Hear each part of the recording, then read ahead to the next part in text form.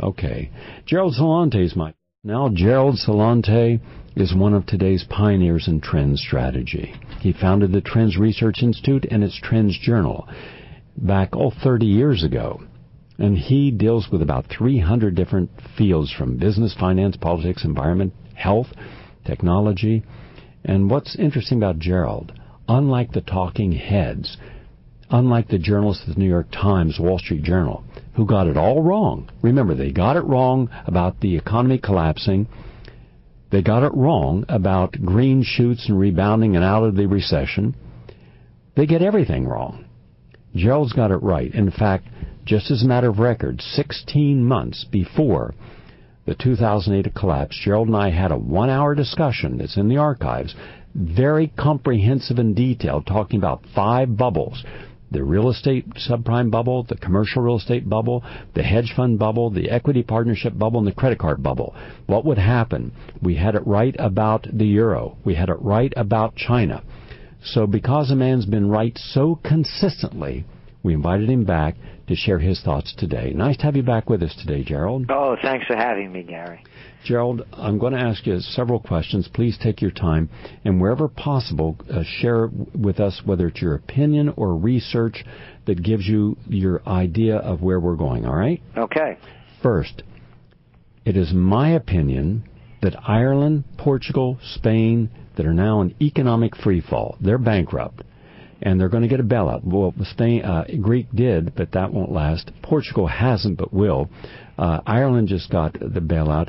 Spain will need a bailout, but it's going to need a gigantic $1 trillion bailout. Behind that will be France and the United Kingdom, and that's only the major Eastern European and Northern European Union countries. I believe that these countries should say no bailout, go through structured default, go back to their own currencies. If they continue doing what they're doing, they're going to cut social services. You're going to see total economic crisis.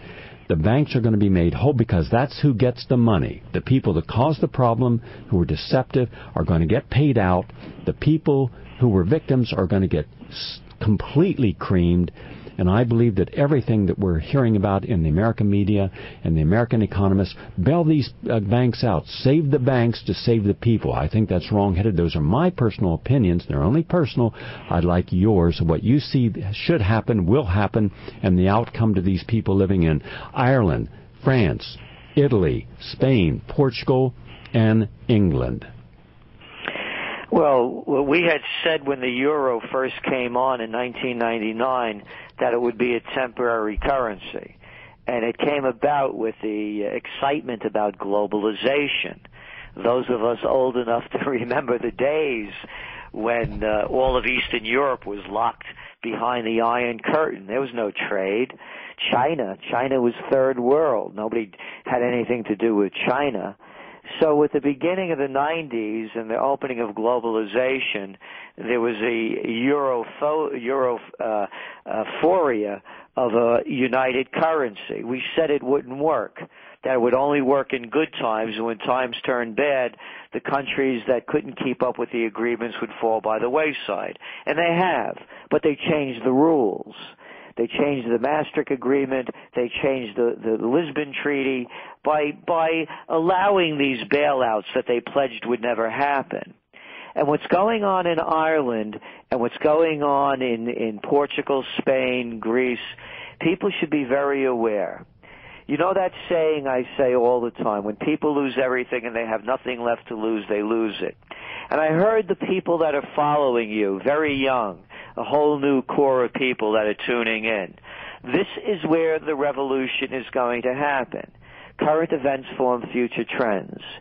Tuesday, the streets were packed in England, even with the snowstorms.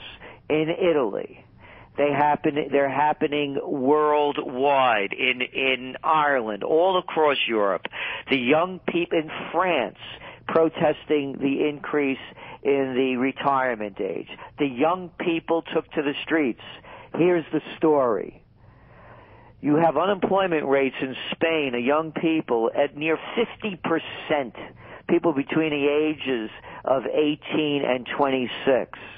And that's the same scenario all across Europe. It's happening. So figure it out. Here you are, a young guy. This education you have a degree in worthlessness.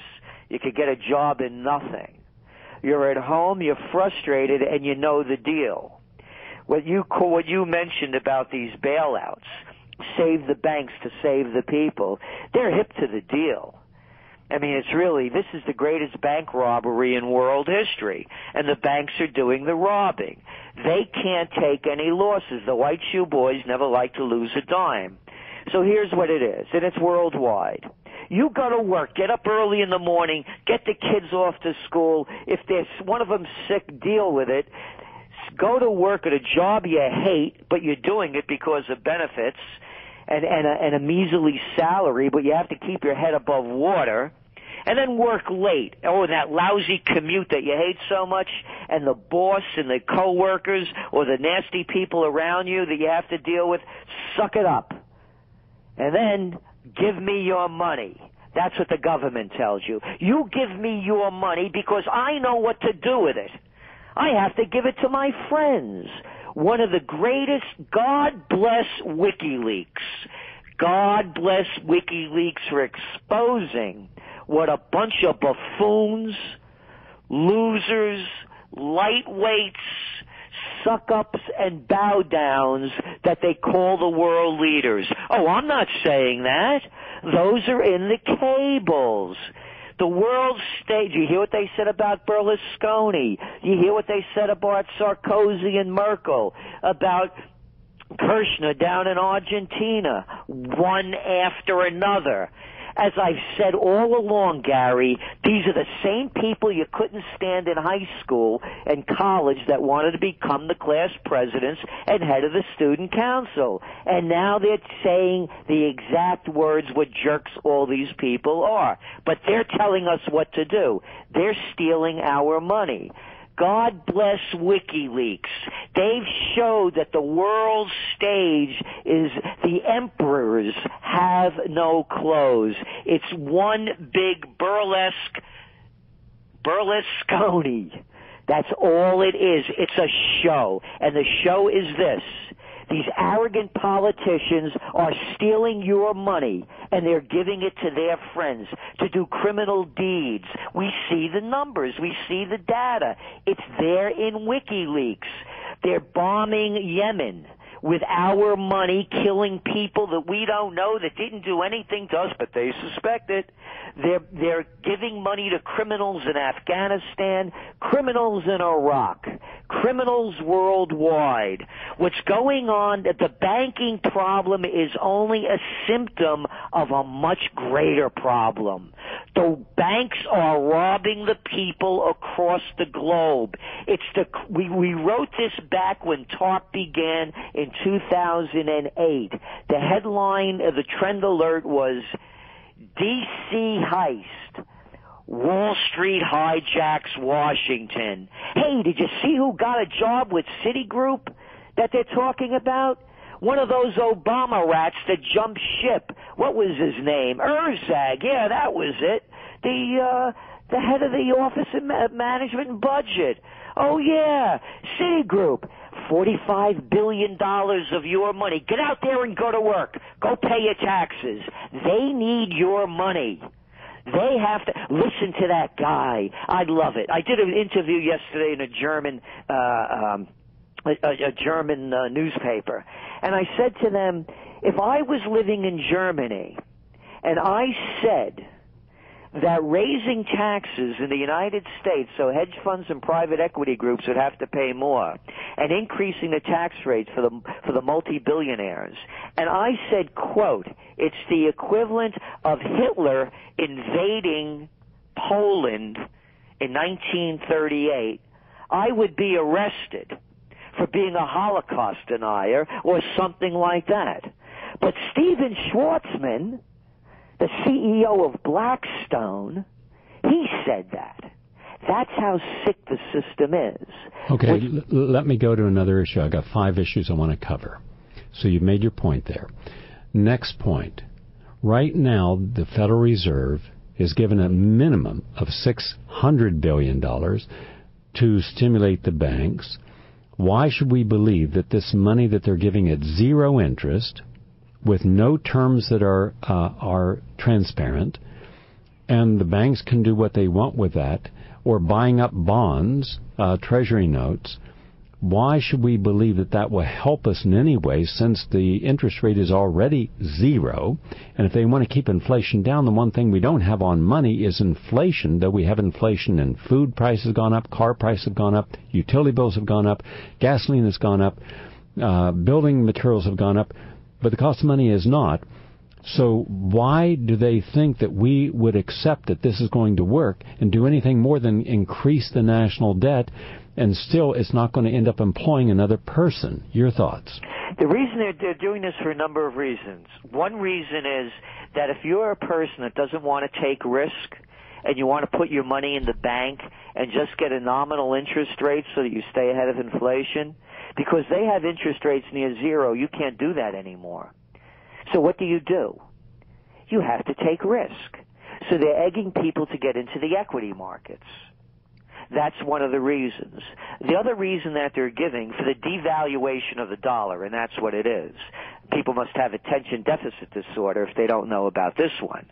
We're complaining that China is keeping its RMB low artificially so they could increase their exports. Well, the United States is trying to pull the same game by keeping the dollar low, by devaluing it, by printing another $600 billion of digital money not worth the paper it's not printed on. By keeping the dollar low, then they believe we could increase our exports. So we have to help those multinationals.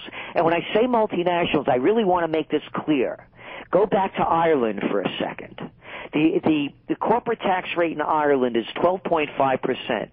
That slimy Cowan over there, the prime minister, and the rest of them, they just lowered the minimum wage. The people at the bottom were getting too much, so the corporate guys could get a break. 95% of the exports coming out of China, out of Ireland, are from multinationals. You have the Googles and the Dells and the Microsofts all whining and crying that if the tax rate goes up, then they can't make enough profits. And by the way, corporate profits in the United States hit a 60-year high. And the reason is because they're paying everybody less and they're cutting costs. So when we're looking at what's going on with QE2, what they're doing is they're devaluing the dollar. That's why gold, as we speak, is trading at $1,391. That's why oil prices are going up. That's why food prices are going up. Not so much what's